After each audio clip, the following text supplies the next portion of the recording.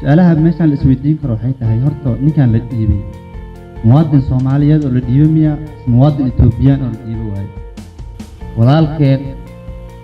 wuxuu ahaa askari hubeysan la dagaalamaya jabhada maxaa loo bumbuuninaya go'aanka xukuumadda muwaafaqsan yahay dastuurka noo yaala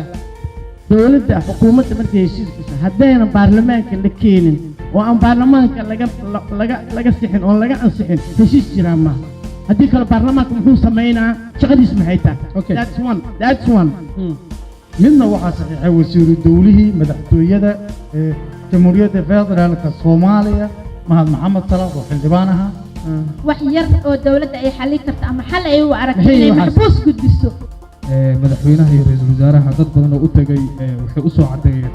in qalad galeen oo arrintan ay ka hoos baxday taas darteed marka